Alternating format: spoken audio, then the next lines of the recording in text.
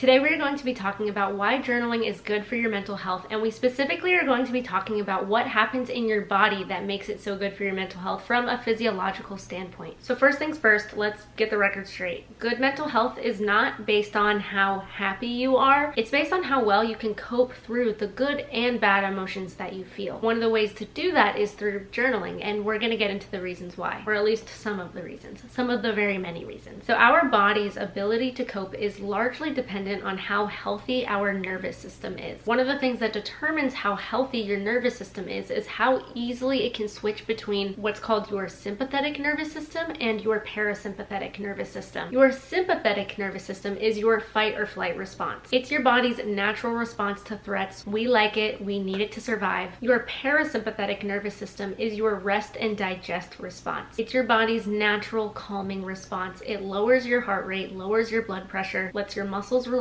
which is also a good thing. Both of these systems are a part of your body's nervous system. They're a part of what's called your autonomic nervous system, which is an automatic response that your body has. They both are very important for your body's ability to function naturally. A healthy nervous system tends to spend more time in your calm parasympathetic state, but it can switch between those two natural functions very easily. It's good for our body to have that natural stress response. Otherwise, if we were getting chased by a bear, our body wouldn't be able to react appropriately if we didn't have our sympathetic nervous system. Or same thing when your alarm goes off in the morning, that gets my heart racing. It is quite the motivator. However, if you are in a constant state of stress and your fight or flight response or your sympathetic nervous system is being regularly activated a lot more, you can kind of get stuck in that stress response and not be able to let your body properly calm down and heal. And that can have different effects on your health, mentally, emotionally, physically. They're all very interconnected. And on top of that, that stress can be stored in your body in different ways. So it's really important for us to find ways to decompress and cope through those high stress situations and to help our body do its natural function of switching back between those automatic responses. So journaling is a way that you can help your body slow down and get into that calm state and kind of unwind when you are feeling very stressed. It's a way to intentionally activate that parasympathetic nervous system. This is one of the reasons I actually really love writing, physically writing in a journal over typing, because it takes a lot longer to write things out. Even if you're trying to write really fast, it still takes longer for your hand to keep up with your thoughts than it is to be typing it or speaking it aloud. It forces you to slow down, and that can help calm down your brain and decrease that stress response. And not only that, but once you've journaled, you can go back and reflect and analyze those thoughts, the things that you wrote down, and you can intentionally read it slowly. It can help you work through those feelings. And now let's talk about your brain. Now, I am no neuroscientist, so this is going to be an oversimplification of some brain science, but just bear with me. So in your brain, you have your prefrontal cortex. Is right here. It does a lot of awesome stuff for us, including helping with logical decision making. And so when you journal and you logically think about your thoughts or your feelings to help make sense of those emotions, you're engaging your prefrontal cortex. And when you do that, that reduces the intensity of the response from your amygdala, which is a different part of your brain. It's your body's like fear center. And it does this because your brain will send more blood to your prefrontal cortex and less to the amygdala. So you're basically just helping your brain to shift from reacting